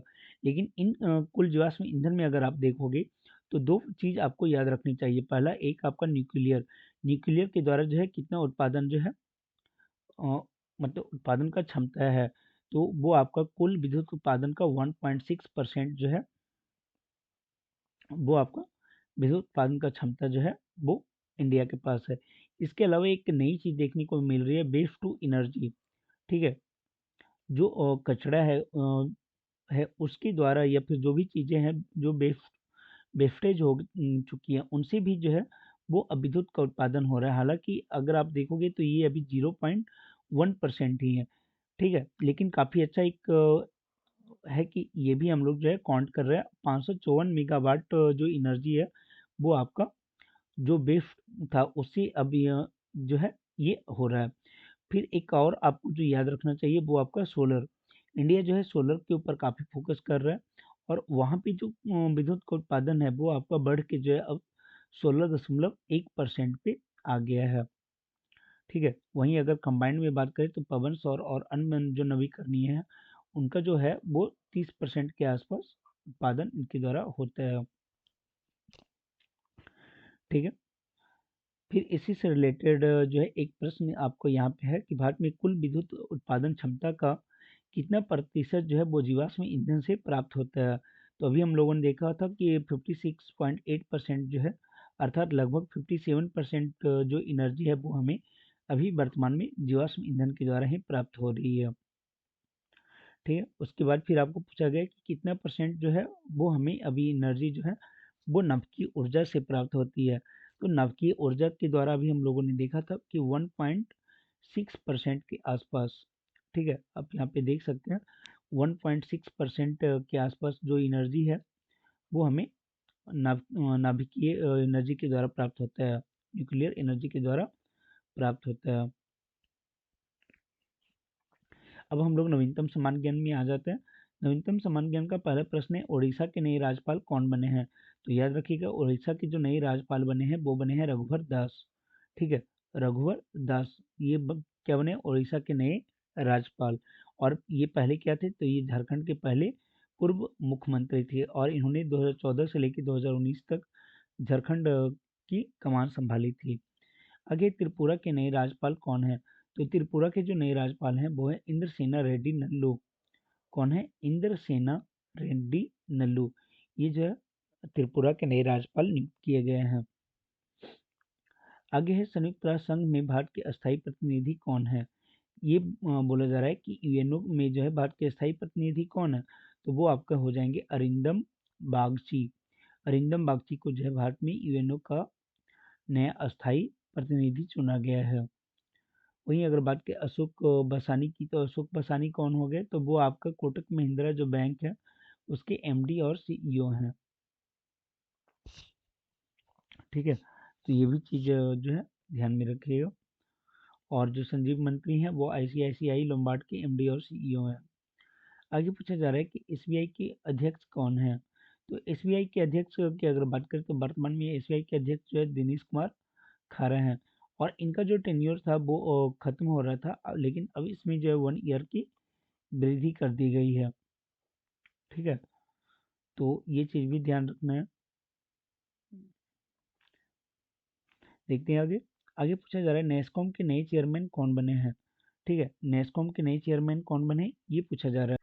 इसका सही आंसर हो जाएगा राजेश नाम्बियार। ठीक है, ऑप्शन नंबर ए जो है आपका करेक्ट हो जाएगा। नेस्कॉम के नए अध्यक्ष कौन हो गए, राजेश नाम्बियार। ठीक है, तो ये ध्यान रखना है। आगे है भारतीय विशिष्ट पहचान प्राधिकरण अर्थात यूआईएडीआई की बात की जा रही है कि यूआईडीएआई।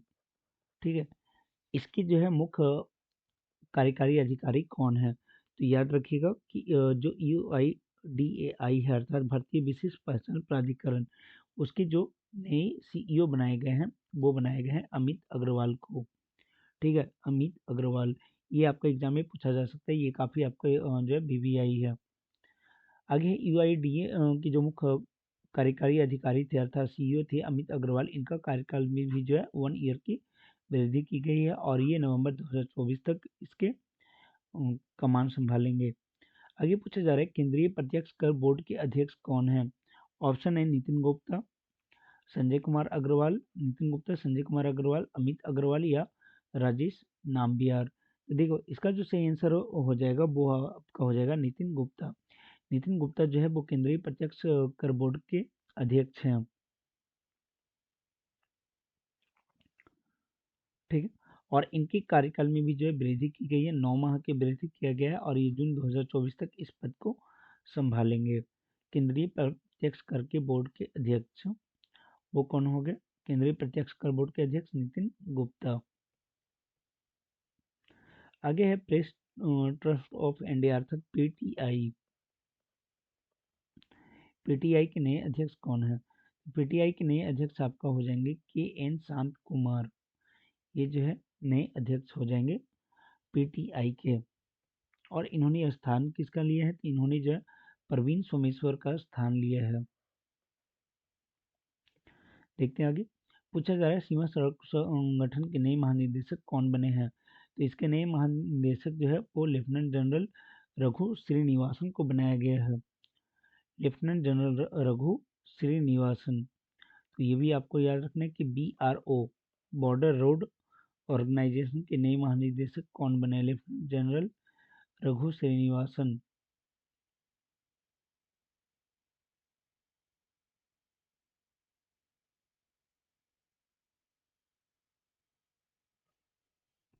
देखते हैं अगले प्रश्न को। आगे पूछा जा रहा है बीमस्टेक के नए महासचिव कौन बने हैं? तो बीमस्टेक के नए महासचिव जो है वो आपका इंद्रमणि पांडे बने हैं। कौन? इंद्रमणि पांडे। देखो ये इंद्रमणि पांडे कौन थे? तो ये इंद्रमणि पांडे जो है वो आपका यूएनओ में पहले अस्थाई सचिव थे। ठीक है, यूएनओ में पहले भारत के अस्थाई सचिव थे। अब इन्हीं के स्थान पे जो अरिंदम बागची हैं उनको बनाया गया है भारत में भारत का अस्थाई सचिव यूएनओ में, अस्थाई प्रतिनिधि। ठीक है, तो ये चीज आपको याद रखना है कि ये इंद्रमणि पांडे को अब क्या बनाया गया है?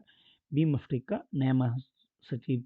और बीमस्टेक है क्या? तो ये 7 देशों का एक समूह है जिनमें भारत, श्रीलंका, बांग्लादेश, म्यांमार, थाईलैंड, भूटान और नेपाल, ये 7 कंट्रीज आते हैं। इसमें आपको ये ध्यान रखना है कि इसमें आपको पाकिस्तान नहीं है, चाइना नहीं है। ठीक है, ये सारी कंट्री जो है यहाँ पे नहीं है। और फिर मालदीव भी यहाँ पे नहीं है, मालदीव भी नहीं है। और बाकी जो कंट्री है आप अगर अब देखोगे तो ये सारी कंट्री जो है थाईलैंड के अलावा ये सारा भारत के पड़ोसी देश है। ठीक है, और इसका मुख्यालय कहाँ है बिम्स्टेक का? तो वो आपको ढाका में मिलेगा। आगे की पीपुल्स डेमोक्रेटिक पार्टी के अध्यक्ष जो है वो महबूबा मुफ्ती को बनाया गया है। देखते हैं पुरस्कार एवं सम्मान। पूछा जा रहा है कि यूरोपीय संसद का आंद्रेई सखारव मानवाधिकार पुरस्कार 2023 महसा अमीनी को दिया गया। ठीक है, 2023 किसे दिया गया? Mahsa Amini. इनका संबंध जो है वो किस देश से है? तो इनका संबंध जो है आपको ईरान से देखने को मिलेगा। और हुआ ये था कि महसा अमीनी ने जो है वो जो बुर्का पहनने का जो है विरोध किया था। और उसके बाद जो है इन्हें पुलिस कस्टडी में लिया जाता है और 2 दिन बाद जो है इनकी मृत्यु हो जाती है। उसी के बाद से पूरे देश में उत्तेजना होती है और वहाँ पे जो है ईरान में ये चीज़ें देखी जाती है। मतलब एक तरीके से मानवाधिकार का हनन या जो भी बोलिए वो देखा गया था। और उसमें चूंकि महसा अमीनी की मृत्यु हो जाती है तो उन्हें जो है आंद्रेई सखाराव मानवाधिकार पुरस्कार दिया गया था। देखते हैं आगे। पूछा जा रहा है सरस्वती सम्मान 2022 से किसे सम्मानित किया गया? ये मोस्ट वीवीआई प्रश्न है और आपको जो है काफी सारे एग्जाम में देखने को मिल जाएगा। ठीक है, पूछा जा रहा है सरस्वती सम्मान 2022 से किसे सम्मानित किया गया? तो याद रखिएगा ये आपको दिया गया है शिव शंकरी को। किसे दिया गया है? शिव शंकरी। और शिव शंकरी है कौन? तो ये जो है एक तमिल लेखिका है, तमिल लेखिका है। और इन्होंने लिखा क्या है? तो इन्होंने जो है सूर्य बामसम, सूर्य बामसम इस पुस्तक को इन्होंने जो है लिखा है।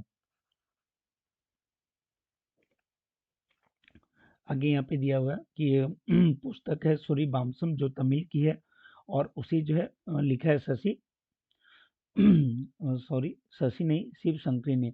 शिव शंकरी ने जो है इस पुस्तक को लिखा है। और इसके तहत जो प्राइज मनी दिया जाता है वो दिया जाता है 15 लाख रुपए का। और जो देने की घोषणा करता है वो करता है के बिरला। आगे गांधी सद्भावना सम्मान 2023 ये किसे दिया गया? तो देखो सबसे पहले तो ये जान लेते हैं कि ये दिया किसके द्वारा दिया जाता है। तो राजस्थान का राज्य स्तरीय जो है उसके द्वारा ये एक अवार्ड है, राज्य स्तरीय अवार्ड है, गांधी सद्भावना सम्मान 2023। और इसके अंतर्गत जो है 5 लाख रुपए की राशि दी जाती है। और इस बार जो चुना गया था वो चुना गया बांसवाड़ा की एक संस्था है बागधारा, उसको जो है ये प्राइज दिया गया था। देखते हैं आगे। आगे है राइट लिवलीहुड पुरस्कार 2023। देखो इसी को जो है वैकल्पिक नोबेल प्राइज के नाम से भी जाना जाता है। इसमें कई सारे कैटेगरी में दिया जाता है। उसमें मेनली आपको जो याद रखना है वो यहाँ पे मेंशन किया गया है। जैसे जो यूनिस ब्रुक मैन अमित शाह हैं, उन्हें जो है अफ्रीकी महिलाओं को प्रजनन अधिकार दिलाने के लिए ये अवार्ड दिया गया था। और कहाँ की है यूनिस ब्रुकमैन? तो ये आपका घाना की है। वहीं पर्यावरण संस्था में जो मदर नेचर ग्रुप्स है कंबोडिया में, उसे जो है ये इसका संरक्षण की कमान सौंपी गई है। थर्ड नंबर में अगर आप देखो तो फेलिस ओमिडो, उन्हें जो है वो भूमि एवं पर्यावरण अधिकार संरक्षण के लिए तहत जो है ये जमीन दिया गया था। मतलब ओवरऑल अगर आप देखो तो कई सारे प्राइज जो है दिए जाते हैं। मेनली आपको जो याद रखना है वो ये याद रखना है कि जो राइट लिवलीहुड प्राइज है उसे जो वैकल्पिक नोबेल प्राइज के नाम से भी जाना जाता है। आगे है सतजीत रे लाइफ टाइम अचीवमेंट पुरस्कार 2023। और ये किसे प्राप्त हुआ है? तो ये जो है दिया गया है माइकल डगलस को। माइकल डगलस, उन्हें जो है सतजीत रे लाइफ टाइम अचीवमेंट अवार्ड से सम्मानित किया गया है। और कहाँ किया गया? तो ये 54th जो अंतर्राष्ट्रीय फिल्म फेस्टिवल था उसमें दिया गया। और ये हुआ कहाँ पे था? तो ये गोवा में आयोजित हुआ था। देखते हैं अगले प्रश्न को। आगे पूछा जा रहा है कि विश्व खाद्य पुरस्कार 2023 ये किसे दिया गया? देखो यहाँ भी अगर आप देखोगे तो इसमें कई सारे प्राइज जो है दिए जाते हैं। एक जो प्राप्त करता है वो है हिडी कुनूह, ये एक एनजीओ है, उन्हें दिया गया है। ठीक है, एनजीओ के संस्थापक है, उन्हें दिया गया है। और इनका जो एनजीओ है वो है रूट्स ऑफ पीस, उन्हें जो है विश्व खाद्य पुरस्कार 2023 दिया गया है। और ये करते क्या है? तो युद्ध प्रभावित जो क्षेत्र होता है वहाँ पे कृषि को बढ़ावा देने के लिए ये संस्था जानी जाती है, रूट्स ऑफ पीस। ठीक है, और इसके तहत जो विश्व खाद्य पुरस्कार के तहत जो $5 लाख जो है वो दिया जाता है। इंटरेस्टिंग बात यह है कि जो पहला विश्व खाद्य पुरस्कार दिया गया था वो दिया गया था 1987 में। और वो दिया किसे दिया गया था? तो वो दिया गया था एम एस स्वामीनाथन को। आप कमेंट में बता सकते हैं कि एम एस स्वामीनाथन को किस नाम से भी जाना जाता है। देखते हैं अगले। आगे जो है आपको बुक एंड ऑथर है। और बुक एंड ऑथर में जो पहला है वो आपका है ट्रेटर्स गेट। और ये किसके द्वारा लिखा गया है? तो ये आपका लिखा गया जेफरी आर्चर के द्वारा, ट्रेटर्स गेट। उसके बाद फिर हैरी पॉटर जो है ये काफ़ी पूछा जाता है। तो Harry Potter and Prisoner of Azkaban ये जो है जेके रोलिंग के द्वारा लिखा गया है। बस आप याद रखना हैरी पॉटर जो है वो आपका जेके रोलिंग के द्वारा लिखा गया है। फिर है गोइंग इन्फानाइट किसके द्वारा लिखा गया है? तो ये लिखा गया है माइकल लुइस के द्वारा गोइंग इन्फानाइट लिखा गया। फिर रोमन ऑफ स्टोरीज ये लिखा गया है झुम्पा लहरी के द्वारा। इसके द्वारा झुम्पा लहरी के द्वारा। फिर है the last tale of the flower bride, the last tale of the flower bride ये लिखा गया है रोशनी चोकसी के द्वारा। देख लेते हैं कुछ और निधन है उन्हें भी।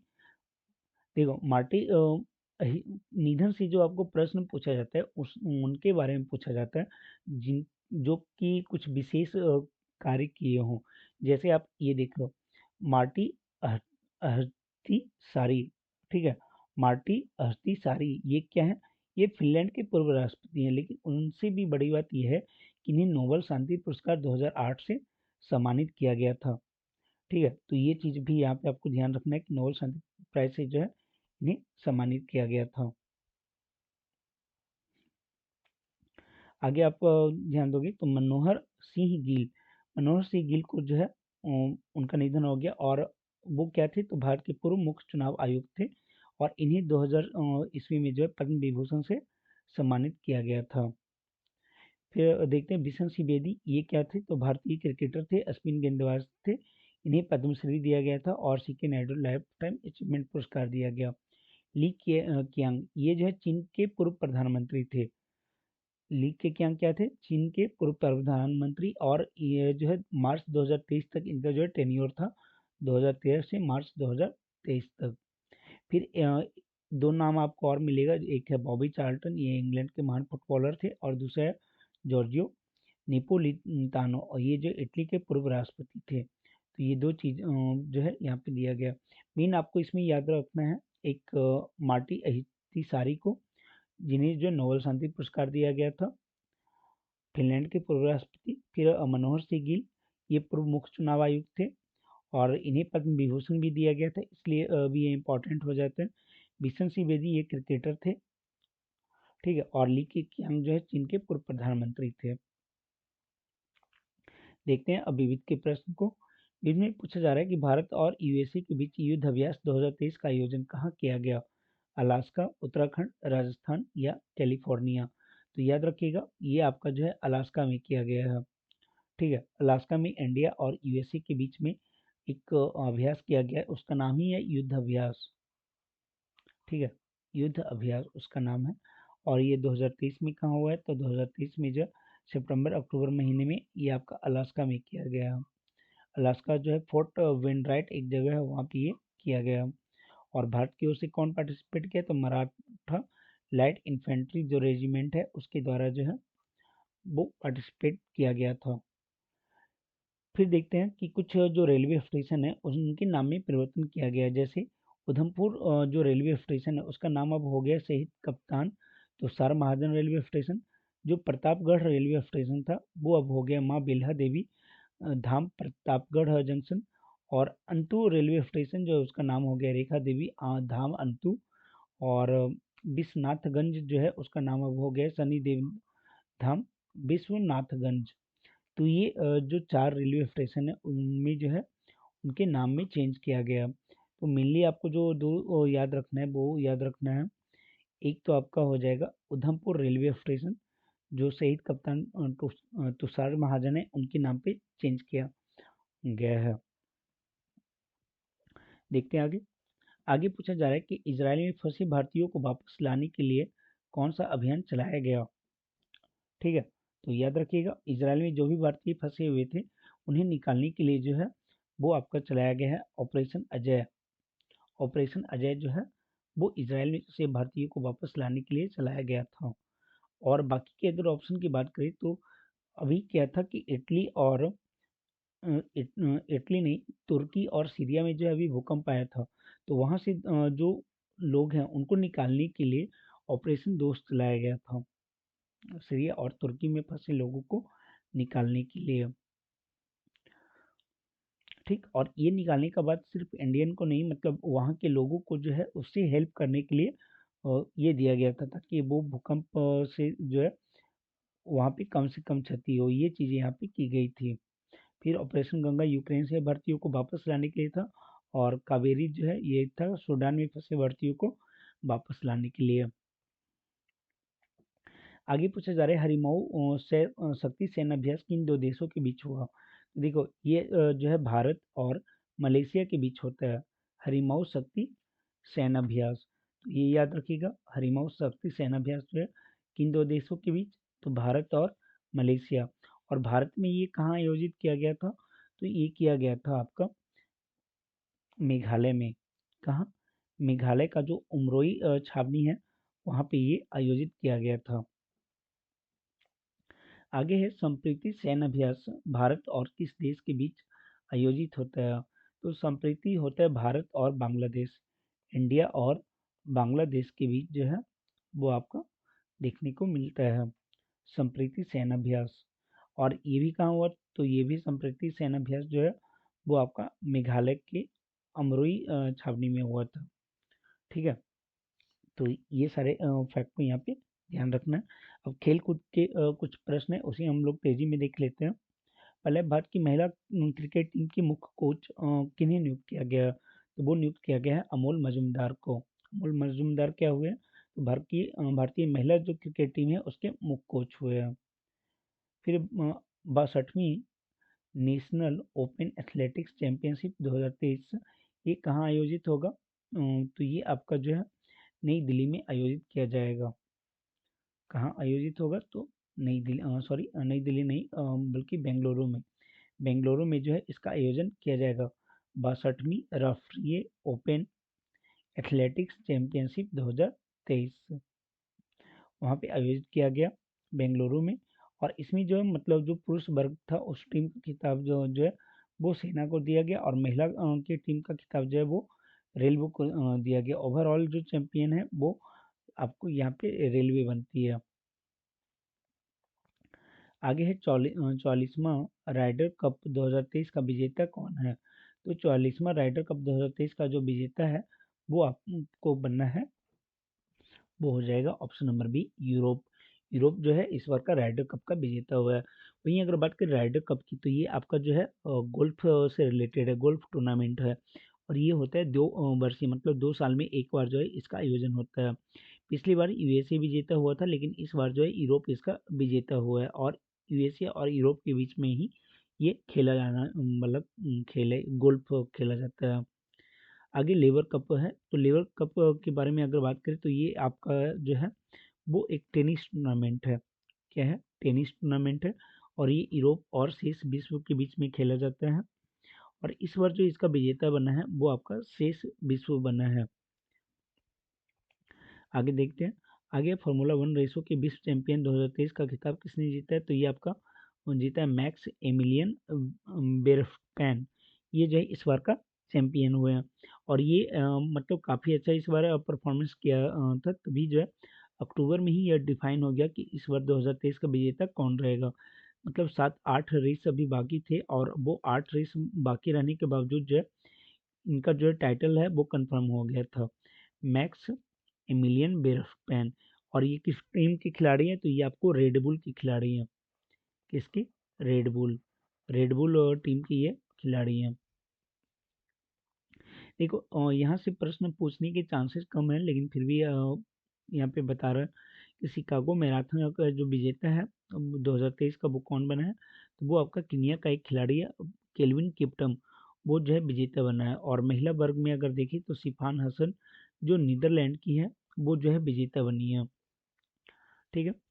फिर अगर दिल्ली अर्ध मैराथन की बात करी, मैराथन भी नहीं है ये, अर्ध मैराथन है, तो इसका भी यहाँ पे प्रश्न पूछने के चांसेस कम है। फिर भी याद रखेंगे कि केनिया के खिलाड़ी हैं डेनियल एवेन्यू, उन्हें जो है विजेता माना गया है पुरुष वर्ग का। और महिला में अल्माज अयाना जो इथोपिया की खिलाड़ी हैं। वहीं अगर भारतीय धावक की बात करें तो पुरुष वर्ग में अभिषेक पाल, और महिला वर्ग में जो है कविता यादव जो है वो विजेता बनी है। देखते हैं आगे। आगे जो है वो आपका एशियन गेम्स और पारा एशियन गेम्स के बारे में है, तो वो भी देख लेते हैं एक नज़र में। देखो यहाँ पे आपको मालूम होगा कि जो एशियन गेम था वो आपका पहला तो प्रश्न ये बनता है कि कौन सा एशियन गेम था? तो ये आपका जो है 19th, ठीक है, 19वां एशियन गेम्स जो है यहाँ पे आयोजित किया गया था, 19th एशियन गेम्स। ठीक है। और उसका जो मोटो है वो क्या था? मोटो था heart to heart at the rate future. ये इस बार का जो 19th एशिया गेम था उसका मोटो था। और ये हुआ कहाँ था? तो ये चाइना के हांगझाओ, चाइना में हुआ था। ठीक है। चाइना का हांगझाओ जो प्रांत था वहाँ पे ये आयोजित किया गया था। अब इसमें देख लेते हैं कि कौन सी देश जो है वो टॉप पे रहा। तो चीन जो है वो टॉप पे रहा था। और इसकी जो कुल पदकों की संख्या थी वो था, टोटल जो मेडल थे वो 383 था। कितना? 383। उसमें गोल्ड मेडल जो है वो आपका 201, जो सिल्वर है वो 111, और जो ब्रॉन्ज है वो 71 थे। वहीं जापान जो है वो 52, 67 और 69, मतलब चाइना के आसपास भी कोई भी कंट्री नहीं था। जापान भी 188 है। फिर साउथ कोरिया 190, और इंडिया का जो पोजीशन था वो फोर्थ नंबर का था। कौन सा? फोर्थ। ठीक है। फोर्थ नंबर पे इंडिया था। और इंडिया ने जो है कितनी गोल्ड हासिल की? तो 28 गोल्ड, 38 सिल्वर और 41 ब्रॉन्ज, और टोटल जो है 107। इस बार को जो इंडिया का एक मतलब स्लोगन था कि अब की बार 100 पार। ठीक है। अब की बार 100 पार। ये जो है इंडिया का टारगेट था, कम से कम 100 मेडल जो है हम लोग लाएंगे, और हम लोगों ने 107 मेडल जो है वो हासिल किया, जिसमें गोल्ड कितने हैं 28 है, सिल्वर कितने हैं 38 है, और ब्रॉन्ज कितने हैं 41 है। ये इंडिया ने इस बार हासिल किया था। ठीक है, तो ये तो हो गया कि इंडिया ने कितने मेडल हासिल किए। लेकिन फिर अब क्या है, अगर डिटेल में हम लोग जाएं तो ये भी देख सकते हैं कि सबसे ज़्यादा मेडल जो है इंडिया ने किस गेम में हासिल किया। ठीक है, तो आप यहाँ पे देखोगे सबसे ज़्यादा जो मेडल है इंडिया ने, वो आपका निशानेबाजी में कितना मेडल, तो 22 मेडल जो है निशानेबाजी में हासिल किया है। इसमें 7 जो है वो गोल्ड है, 9 सिल्वर है, और 6 ब्रॉन्ज है। ठीक है, तो ये 7 गोल्ड मेडल जो है अकेले निशानेबाजी में आया, और टोटल जो है 22 मेडल जो है निशानेबाजी में आया है। इसके अलावा अगर आप देखोगे तो 6 मेडल जो है वो आपको एथलेटिक्स में आए हैं। 6 गोल्ड मेडल एथलेटिक्स में आए हैं, 14 जो है सिल्वर, और 9 जो है वो ब्रॉन्ज, और टोटल जो है 29 मेडल जो है वो आपका एथलेटिक्स में आया है। और ये काफ़ी अच्छा मतलब एक संकेत दिया जा रहा है कि 29 एथलेटिक्स में, जहाँ पहले इंडिया जो है एक भी मेडल जो है इसमें नहीं लाते थे, वहाँ पे अब ये क्षेत्र जो है इंडिया का इम्प्रूव हुआ है, और 29 मेडल इंडिया ने लाया है। और सबसे ज़्यादा अगर देखा जाए तो इसी क्षेत्र में जो है वो मेडल हासिल किए हैं भारतीय जो भी जो खिलाड़ी थे उन्होंने। किस क्षेत्र में, एथलेटिक्स जो गेम था उसमें 6 गोल्ड, 14 सिल्वर, और 9 ब्रॉन्ज। और सबसे ज़्यादा जो गोल्ड है वो आपका निशानेबाजी में आया है, 7 गोल्ड। ठीक है, और अगर बात करें तो इस बार जो है आपका क्रिकेट भी था, और क्रिकेट में भी जो है इंडिया ने गोल्ड मेडल हासिल किया है। हॉकी में भी जो है इंडिया ने गोल्ड मेडल लिया, और कबड्डी में भी, हॉकी में एक ही लाया है। ठीक है, एक मेडल जो है इंडिया को मिला था, और कबड्डी में 2 मेडल मिला है। शतरंज में जो है 2 मेडल मिला, लेकिन दोनों जो है वो आपको सिल्वर मेडल मिला था। फिर अगर आप देखोगे तो यहाँ पे आपको बैडमिंटन में एक गोल्ड मेडल है, और टेनिस में जो है एक गोल्ड मेडल इंडिया को देखने को मिला है। क्रिकेट में इंडिया ने दोनों में मतलब मेल और फीमेल दोनों कैटेगरी में जो है वो गोल्ड मेडल हासिल किया है। तो 2 गोल्ड मेडल जो है इंडिया को क्रिकेट में भी इस बार प्राप्त हुआ। वहीं अगर बात करें कि 19th पारा एशियन गेम्स, तो ये भी कहाँ हुआ था, ये भी वहीं पे हुआ था चीन के हांगझाओ में। और इसमें जो है चीन ने, यहाँ भी पूरा दबदबा था चीन का ही, 521 मेडल जो है अकेले हासिल किए थे, जिसमें 214 जो है वो गोल्ड, 167 जो है वो सिल्वर, और 140 जो है वो आपका ब्रॉन्ज मेडल जो है वो हासिल किया था। ठीक है, वहीं अगर भारत का पोजीशन को देखें तो यहाँ पे आपको जो है दिख जाएगा 5th पोजीशन पे। ठीक है, भारत कितने नंबर पे है, तो 5वें स्थान पे था।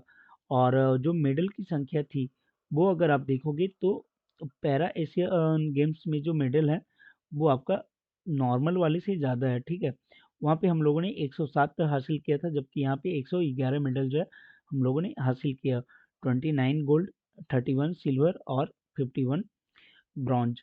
और यहाँ पे हम लोगों ने कितना हासिल किया था, तो यहाँ पे हम लोगों ने 28 गोल्ड था।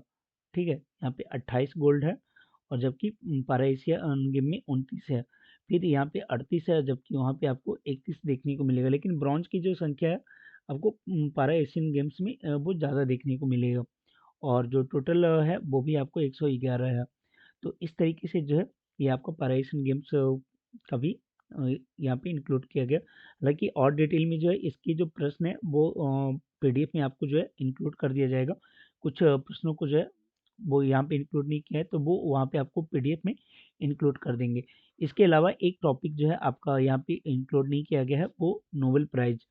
ठीक है, नोबेल प्राइज जो है वो आपका इंक्लूड नहीं किया कारण कि वीडियो जो है वो लंबा हो गया, और सिर्फ शॉर्ट में से अच्छा है कि आप उसे थोड़ा डिटेल में जानो, और उससे रिलेटेड जो है एक कंप्लीट वीडियो आपको अवेलेबल कराया हुआ है। आप चैनल पे जाओगे तो आपको वहाँ पे नोबेल प्राइज मिल जाएगा। ठीक है, नोबेल प्राइज का कंप्लीट वीडियो वहाँ पे कराया हुआ है, तो आप वहाँ से भी जाके देख सकते हैं। उसका लिंक जो है वो मैं डिस्क्रिप्शन में भी डाल दूंगा, और कमेंट में भी उसे पिन कर दूंगा, आप उसे भी जाके वहाँ पे देख सकते हैं। तो इस वीडियो में इतना ही। Thank you.